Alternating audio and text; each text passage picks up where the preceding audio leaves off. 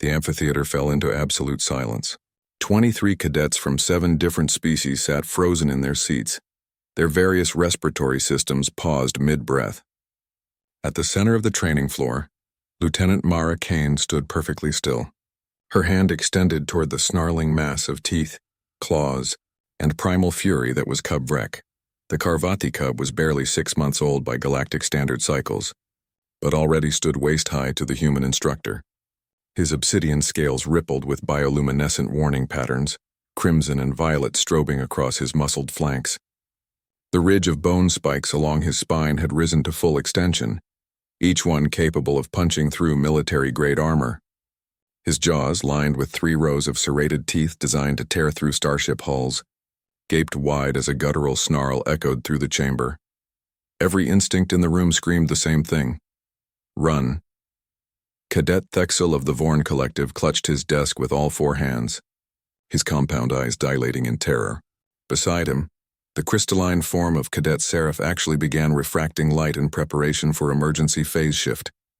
Even Commander Yulthak, the grizzled Morthene observer in the instructor's gallery, had his hand hovering over the emergency containment. Protocols, Lieutenant Kane didn't even blink. She'd been explaining the finer points of interspecies combat doctrine when Rek had lunged from his designated rest platform. The Carvati species were apex predators on a death world classified level 9 on the Galactic Hazard Index, the same classification as Earth, coincidentally. The Galactic Council had only recently allowed them entry into civilized space after 3 centuries of observation and behavioral modification attempts. Vrek's attack had been textbook. Carvati, explosive speed, maximum intimidation, targeting the weakest-looking prey. Unfortunately for his predatory instincts, he'd chosen poorly.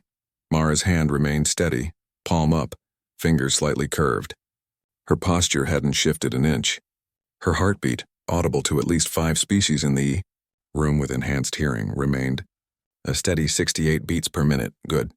Boy, she said. The words cut through the tension like a plasma torch through ice. Vrik's snarl stuttered.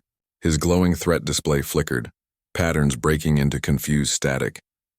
His head cocked slightly to the side, a gesture that would have been comical if not for the 4-inch fangs still prominently displayed. Mara took a single step forward. Half the class gasped. Cadet Thexel made a sound that translators couldn't quite capture but generally meant, "She's going to die and we're all going to be traumatized witnesses." "Sit," Mara said, her voice carrying that peculiar human quality the aliens had learned to recognize but never quite understand. Authority mixed with something else. Something that made pack predators pause and hive minds reconsider. Rek's haunches trembled. His claws scraped against the durasteel floor, gouging lines into the military-grade surface. His entire body vibrated with conflicting impulses. Kill, flee, submit, dominate. The chemicals flooding his system screamed for blood and violence. Mara waited. Then slowly, almost imperceptibly, Rek's hindquarters lowered. His spine ridge began to settle. The bioluminescent pattern shifted from threat crimson to a confused purple-blue. He sat. The amphitheater erupted in sounds of disbelief that spanned 17 different methods of expressing shock. Mara's hand moved to Rek's head, fingers scratching behind the ridge of bone where his auditory sensors clustered. The cub's eyes, all 3 of them, began to close in what the xenobiology database listed as contentment response, rarely observed in non-juvenile specimens. "There's a fundamental misunderstanding," Mara said, addressing the class while continuing to scratch Rek's head, "that humans survive because we're the toughest or the strongest, or the most vicious." She looked up at the stunned cadets, a slight smile on her face. "We're not. We're persistence predators, yes. We're adaptable, absolutely. But our real advantage?" She gestured to Rek, who had now begun making a rumbling sound that the translators hesitantly marked as purring. "We're really, really good at making friends." Commander Yulthak's gruff voice crackled over the intercom. Lieutenant Kane, the behavioral specialist, said Carvati cubs at this developmental stage are biologically incapable of submission responses to non-parent species. Mara grinned. "Commander, with respect, Earth has 17 different species of apex predators that humans convince to live in their homes, sleep in their beds, and guard their children.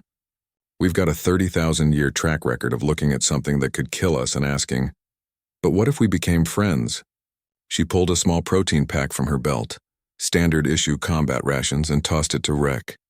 The cub caught it midair and began crunching contentedly.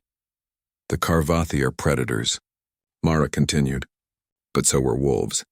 And wolves became dogs. Not through force, not through fear, but through mutual benefit and genuine companionship. We fed them, they protected us. We gave them shelter, they gave us loyalty. We treated them as partners, not property. She stood, brushing scale dust from her uniform. Freck immediately pressed against her leg, his version of a loyal dog staying close to its human. Your species see danger, Mara said to the class. Humans see potential. You see a weapon. We see a friend who just doesn't know it yet. Cadet Thexil slowly raised one trembling hand. Lieutenant, how did you know he wouldn't actually attack? Mara's smile turned slightly mischievous. Who said I knew? That's the other thing about humans, Cadet. We're really good at bluffing. The class sat in stunned silence as Lieutenant Mara Kane walked back to her podium, a level 9 Death World Apex Predator cub trotting happily at her heels like an oversized, scale-covered puppy. Commander Yulthak's voice returned over the intercom, now carrying a hint of what might have been respect or possibly resigned horror. Note for the record, human instructor has successfully domesticated a Carvathi combat cub in approximately 4 minutes, updating species capability assessments accordingly. From his position beside Mara's podium, Cub Vrek yawned, displaying all 3 rows of ship hull puncturing teeth, then curled up and closed his eyes. Good boy, Mara whispered again. And in that moment, 23 cadets from 7 different species learned the most important lesson about humanity. They didn't conquer the galaxy through superior firepower or advanced technology. They befriended it.